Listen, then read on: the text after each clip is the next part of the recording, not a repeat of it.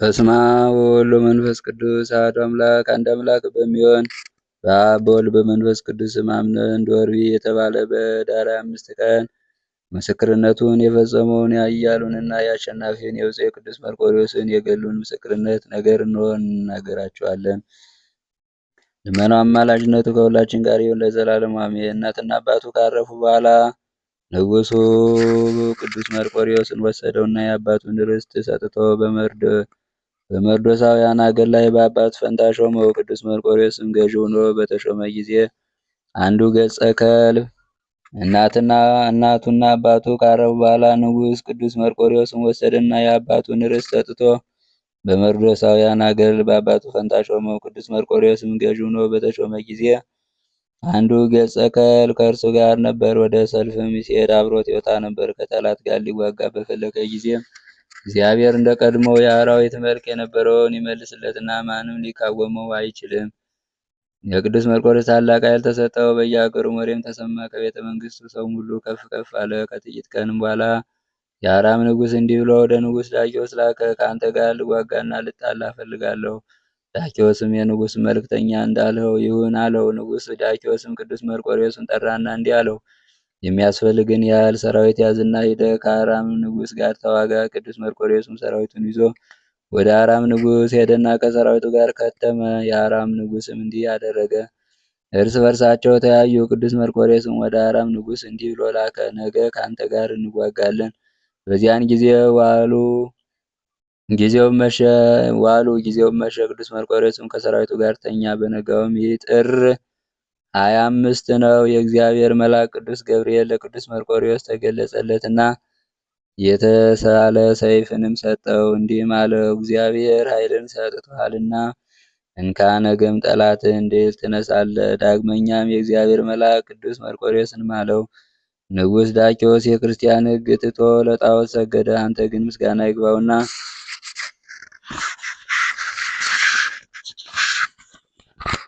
ከእናትህ የተማርከውን የክርስቲያን ሕግ የጌታችን ኢየሱስ ክርስቶስ እምነትም ጠብቅ አለው። ቅዱስ መርቆሬዎስም ከእንቅልፉ በነቃ ጊዜ አዘነ። መኳንንቱም ሊያረጋጉት መጡ። በከባድ ሐዘን ተይዞ ባዩት ጊዜ ጌታችን ሆይ ለምን ፈጽመህ ታዝናለህ? አሉት። እርሱም በዚች ሌሊት የከፋች ሕልምን አለምሁ አላቸው። እነርሱም ጌታችን ሆይ ጦሩ አስጨንቆ ከሆነ ወደ ጦር አንወስድም፣ በአንተ ፈንታ እኛ እንጋደላለን እንጂ አሉት። ቅዱስ መርቆሬዎስም ስለ ጦሩስ አትፍሩ፣ እኛ እናሸንፋለንና፣ እኔ ግን ስለ ዳኪዎስ ንጉሥ አዝናለሁ። የክርስቶስን ሃይማኖትን ትቶ ለረከሱ ጣዖታት ሰግዷልና አላቸው። መኳንንቱም ይህን በሰሙ ጊዜ ስለ ንጉሡ አዘኑ። ከጠላት ጋር ሊዋጉም ወደ ጦር ወጡ። የእግዚአብሔር መልአክም ዳግመኛ ለቅዱስ መርቆሬዎስ ተገለጸለት። የተሳለ ሰይፍንም ሰጠው፣ እንዲህም አለው፣ እግዚአብሔር ይህንን ሰጥቶሃል። ስለዚህ ፈጽመ በርታ፣ ጠላቶችን ድል ትነሳለህ። ጠላቶችን ድል በነሳ ጊዜ እግዚአብሔር አምላክን አስበው አለው። ታላቅ ግድያንም ተጋደሉ። ከአረሜም ብዙ ሰዎች ሞቱ። ቅዱስ መርቆሬዎስም ከደም ብዛት የተነሳ እጁ ከሰይፍ ጋር እስኪጣበቅ ድረስ ብዙዎችን ገደለ። ከሞት የተረፉትን አሳዶ በሰላም ወደ ሀገሩ ተመለሰ። ንጉሡ ዳኪዎስም ቅዱስ መርቆሬዎስ ጠላቶቹን ድል ነስቶ እንደተመለሰ በሰማ ጊዜ ብዙ ገንዘብና እጅ መንሻ ላከለት። ቅዱስ መርቆሬዎስም ግን ንጉሡ ዳኪዎስ ለረከሱ ጣዖታት እንደሰገደና ፈጣሪው ክርስቶስ እንደካደ ሰምቶ የላከለትን እጅ መንሻ በሙሉ መለሰለት። ቅዱስ መርቆሬዎስም ወደ ሀገሩ በቀረበ ጊዜ በጌታችን ስላመኑ ንጉሥ ዳኪዎስ የገደላቸውን የሙታን በድኖች አገኘ። ከፈረሱም ወርዶ እጅግ አዘነ፣ አለቀሰም። ደግሞም በፈረሱ ላይ አልተጫነም። ወደ ንጉሥ ቤት መግባትንም እምቢ አለ። ዳግመኛም የእግዚአብሔር መልአክ ተገለጸለትና ስለምን የአምላክን የእግዚአብሔርን ስም ረሳ? ለምንስ አላሰብከውም? አለው። በዚያን ጊዜ ንጉሡ መልክተኞችን ልኮ ወደ እርሱ አስቀረበው። ስለመዘግየቱም አደነቀ። እንዲህም አለው፣ የእኔን ፍቅር እንዴት ተውህ? ለአማልክት ዕጣንን ለማሳረግ እንዴት አልመጣህም? በዚያን ጊዜ ቅዱስ መርቆሬዎስ ትጥቁንና ልብሱን ወረወረለት። ንጉሡም እንዲህ አለው፣ እኔ የክብር ባለቤት ጌታ ኢየሱስ ክርስቶስን አልተወውም፣ ለረከሱ ጣዖቶችም አልሰግድም። ይህንም ብሎ ወደ ንጉሥ ቤት መግባትን እምቢ አለና ተመልሶ ወደ ቤቱ ገባ። ዳግመኛም ንጉሡ እንዲህ ሲል ላከ፣ በጦርነቱ የሆነውን እስኪ ናና ንገረኝ። ቅዱስ መርቆሬዎስም በጦርነት ደክሜያለሁ፣ መምጣትም አልችልም አለው። ከዚያም በኋላ ቅዱስ መርቆሬዎስ ማቅ ለበሰ፣ ቁሞም ወደ እግዚአብሔር ጸለየ፣ እንዲህም አለ፣ አቤቱ ለረከሱ ጣዖቶች ከመስገድ አድነኝ። በማግስቱም ንጉሥ ቅዱስ መርቆሬዎስን ጠራው። ቅዱስ መርቆሬዎስም እኔ ታምሜያለሁና መምጣት አልችልም አለው። ንጉሡም ተውት አለ። 3 ቀንና 3 ሌሊትም ተቀመጠ። አቤቱ ከሰይጣን ትዕቢት አድነኝ አለ። ዳግመኛም ንጉሥ ወደ ቅዱስ መርቆሬዎስ ላከ። ቅዱስ መርቆሬዎስ መምጣት እምቢ አለ። ንጉሥ ራሱ ወደ ቅዱስ መርቆሬዎስ ሄደና ወደ እኔ ያልመጣ በጦርነቱ የሆነውን ነገር ያልነገርኸኝ ስለምን ነው አለው። ቅዱስ መርቆሬዎስም እኔ ሕመምተኛ ሁኜ ነው አለው። ንጉሡም ቅዱስ መርቆሬዎስን እንዲህ አለው፣ የሰጠውን ገንዘብ እምቢ ያልህ ለምንድን ነው አለው። ቅዱስ መርቆሬዎስም ንጉሡን አለው፣ ንጉሥ ሆይ ቀድሞ ክርስቶስን ተወደው ነበር፣ እኔም አንተን መስዬ እታዘዝ ነበር። ዛሬ ግን ክርስቶስን ካድኸው፣ ለረከሱ ጣዖቶችም ሰገድህ። ስለዚህ ገንዘብን አልፈልግም፣ ቃልህንም አልሰማም አለው። ንጉሡ ዳኪዎስም ይህን ማቅሳ የለበስ ለምንድን ነው አለው። ቅዱስ መርቆሬዎስም እኔ ቀድሞ ያንተ ጭፍራ ነበርኩ፣ እንደ አንተ ያለ የመንግስትን ልብስ እለብስ ነበር። ዛሬ ግን እኔ በትሕትና የክብር ባለቤት የጌታ ኢየሱስ ክርስቶስ አገልጋይ ነኝ። እኔ የጌታ ኢየሱስ ክርስቶስ በትሕትና የለበሰውን ለበስኩ አለው። ንጉሡ ተቆጣ፣ እንደገናም በልቡ መከረ፣ እንዲህም አለ፣ እንደዚህ ያለ ጠላቴን የሚያጠፋልኝ ብርቱ ሰው አላገኝም። ይህንም ብሎ ሰራዊቱን የመርቆሬዎስ ልቡ ጠፍቷልና ለአማልክትም አልሰገደምና ወደ እስር ቤት ወሰዱት እስከ 8 ቀን እስክመክረው ድረስ። በ8 ቀንም በኋላም ወደ እኔ አምጡት አላቸው። እንዳላቸውም አደረጉ። በ8ኛው ቀን ወደ እርሱ አመጡት። ንጉሡ መርቆሬዎስ ወይ ልብህ ተመለሰን አለው። ቅዱስ መርቆሬዎስ ንጉሥ ከታናሽነቴ ጀምሬ እስከ ዛሬ ድረስ ፈጣሪን አልተውሁም። ንጉሥ አንተ ግን ቀድሞ የክርስቶስን በምትወደው ጊዜ ልብ ነበረህ። ዛሬ ግን ልብ የለህም፣ አብደህም የሰማይና የምድር ንጉሥ ኢየሱስ ክርስቶስ ትተዋል አለው። ንጉሡም በቅዱስ መርቆሬዎስ ላይ ታላቅ ቁጣን ተቆጣ። ሰራዊቱንም ቅዱስ መርቆሬዎስን ዳግመኛ ወደ እስር ቤት እንዲወስዱ ታዘዛቸው። እንደታዘዙም አደረጉ። ንጉሥም ስለ ቅዱስ መርቆሬዎስ ስለ ደም ግባቱን በጦርነት ጠላቱን ድል ስለማድረጉ አዘነ። ከ3 ቀን በኋላ ቅዱስ መርቆሬዎስን ወደ እርሱ ያመጡት ዘንድ ላከ። ወደ እርሱም አመጡለት። ንጉሡም አለው፣ ለሰውነትህ ራራ፣ ደም ግባትም አታጥፋ፣ እኔ አልራራልህም እና። ቅዱስ መርቆሬዎስም ንጉሡን ጌታ ኢየሱስ ክርስቶስ በቅዱስ ወንጌል እንዲህ ይላል፣ ሥጋችሁን የሚገሉትን አትፍሯቸው፣ ነፍሳችሁን ግን ሊገሉ አይችሉም። ይልቁንስ ነፍስ ከሥጋ በአንድ ላይ በገሃነመ እሳት ማጥፋት የሚቻለውን ፍሩት አለው። መርቆሬዎስም ንጉሡን ጌታችን ኢየሱስ ክርስቶስ በቅዱስ ወንጌል እንዲህ ይላል፣ ሥጋችሁን የሚገሉትን አትፍሯቸው፣ ነፍሳችሁን ግን ሊገሉ አይችሉም። ይልቁንስ ነፍስና ሥጋን በአንድ ላይ በገሃነመ እሳት ማጥፋት የሚችለውን ፍሩት አለው። ንጉሡም ሥጋው እስኪቆረጥ ድረስ በምድር ላይ እስኪፈስ ድረስ በጅራት ይገርፉት ዘንድ አዘዘ። እንዲህም አደረጉበት። ንጉሡ መርቆሬዎስ ሆይ እንደዚህ ይሻላልን አለው። ዳግመኛም ወደ እስር ቤት ወሰዱት። ወስደውም እጅና እግሩን አሰሩት። መንፈቀ ሌሊት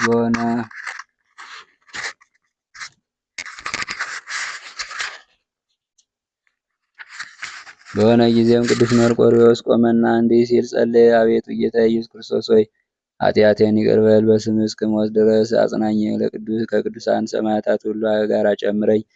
በዚያን ጊዜ መላእክት አለቃ ቅዱስ ሚካኤል ከሰማይ ወረደ፣ በእስር ቤት ውስጥም ተገለጸለትና እግዚአብሔር ኃይልን ሰጥቷል፣ ከቅዱሳንና ከሰማዕታት ጋር ጨምሯልና። ነገም ስለ ስሙ ሰማዕት ትሆናለህ።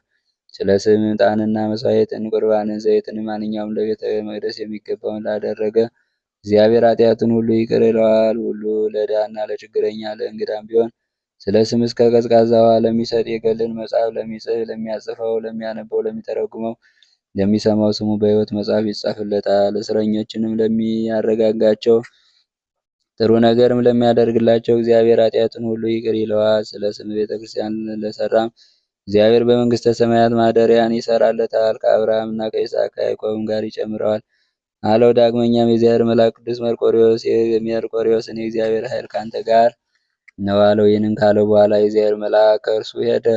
ያን ጊዜም የብረቱ ማሰሪያ ከእጅና ከእግሩ ተፈታ። ቅዱስ መርቆሬዎስ ቆመና ወደ ፈጣሪው ለመነ፣ እግዚአብሔርንም አመሰገነው። በማግስቱም ንጉሥ ቅዱስ መርቆሬዎስን ወደ እርሱ ያመጡት ዘንድ አዘዘ። አመጡትም። ቅዱስ መርቆሬዎስም ለደም ግባት ዘን ለራስም ራራ አለው። ቅዱስ መርቆሬዎስም ንጉሡን አንተም ለጣዖት መስገድን ተው፣ ለነፍስ ራራ አለው።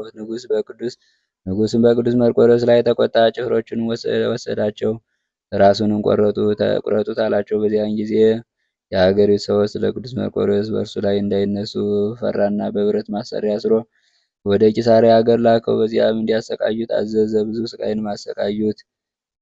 ካሰቃዩትም በኋላ ንጉሥ ዳኪዎስ እንዳዘዘ ራሱን በሰይፍ ቆረጡት። ኅዳር 5 ቀን ገድሉን ፈጸመ። በመንግስተ ሰማያትም የምስክርነቱን አክሊል ተቀበለ።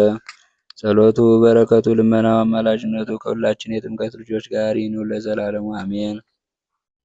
ተአምሪው ለቅዱስ መርቆሬዎስ ጸሎቱ በረከቱ ያለም ስለ ኩልነ ሕዝበ ክርስቲያን ለዓለመ ዓለም ልመናው አማላጅነቱ ከእኛ ጋር ይሁንና ሰማዕቱ ቅዱስ መርቆሬዎስ ያደረገው ተአምር ነው። ከሚያነበው ጋር ይሁንና በሁለት ወገን ድንግል በምትሆን በእመቤታችን በቅድስት ድንግል ማርያም መገለጫ በዓል በግንቦት 5 ቀን በየዓመቱ የሚደረግ የሰማዕቱ የቅዱስ መርቆሬዎስ ተአምር ነው። በግንቦት 5 ቀን የግብፅ ሰዎች ስብሰባ ሆነ። በየዓመቱ ደብረ ምጥማቅ በምትባል ሀገር የእመቤታችን መውረድ ሆኗልና ከግንቦት 21 እስከ 25 ቀንም ትገለጻለችና ሁሎች የክርስቲያንም የእስላሞችም ወገኖች ያዩታልና። በብርሃን ተሸፍናም ከሰማይ ስትወርድ እልፍ አእላፋት መላእክትም ከእርሷ ጋር ነበሩ። ሚካኤልና ገብርኤልም በቀኝና በግራዋ ነበሩ። ሁሉም መላእክትም በየወገናቸው በየነገዳቸው በየማዕረጋቸው ነበሩ። ኮከብ ከኮከብ ክብሩ ይበልጣል ብዙ መጽሐፍ እንደተናገረ መጥተውም ያዩታል። እርሷ መብረቅንና ብርሃንን የለበሰች ናትና ፀሐይም በሰማይ እንደሚያበራ ፊቷ ያበራልና። ስለዚህ ከአስራ ሁለቱ አህጉር ይሰበሰባሉ። በዚያም ድንኳን ተክለው አጎበር ጥለው ለሰቀላ ሰርተው ይቀጥማሉ። የድንግልን በዓሏን ማክበር ይጀምራሉ። እገሌን ወይም እገሊትን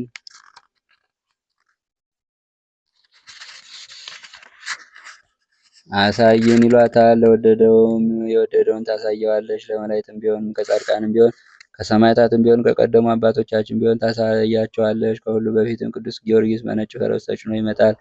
በፊቷም ቆሞ ይሰግድላታል፣ እጅ ይነሳታል፣ ወደ ኋላም ይመለሳል። እንዲህም በክቡር መርቆሬዎስ በጥቁር ፈረሱ ላይ ተጭኖ በብርሃን ልብስ ተጎናጽፎ ይመጣል። በራሱም ላይ ክብር ዘውድ አለ። ከጥቁር ፈረስም ወርዶ ይሰግድላታል፣ ረጅም እጅም ይነሳታል። እርሷን በበረከትህ ከባህር ዳርቻ እስከ ባህር ዳርቻ ይሁን እያለች ትባርከዋለች። ከዚህ በኋላ ወደ ኋላ ይመለሳል። እንዲህ ባልንጀሮቹ ሰማዕታት ሁሉ በየፈረሶቻቸው እየተጫኑ በየማዕረጋቸው ይመጣሉ። ቅዱስ መርቆሬዎስም በየዓመቱ አምስት ቀን መገለጥ እንዲሆን ነው። የቅዱስ መርቆሬዎስም በየዓመቱ አምስት ቀን መገለጥ እንዲሆን ነው። የእመቤታችን ማርያም እመቤቱ ናትና ከባሉ መጨረሻ በኋላ ተባርካቸውና ከአስራ ሁለት አህጉር ከምስራቅና ከምዕራብ ከሰሜንና ከደቡብ የተሰበሰቡት ሁሉ በየቦታቸው ይሄዳሉ። እኒህም ጻድቃን ሰማዕታት ግንቦት 25 ቀን በየቦታቸው ይሄዳሉ። የሕይወት እናት የምትሆን እመቤታችን ማርያም በረከት፣ የትጉሃን መላእክት በረከት፣ እንዲሁም የጻድቃን የሰማዕታት በረከት ሁሉን ፍጥረት የሚረዳ የቅዱስ መርቆሬዎስ ረድኤት በሁላችንም ከስም ልጆች ላይ ይደር ለዘላለሙ አሜን። ልመናው በረከቱ አማላጅነቱ ከሁላችን የጥምቀት ልጆች ጋር ይሁን፣ ይጠብቀን። አሜን። አቡነ ዘበሰማያት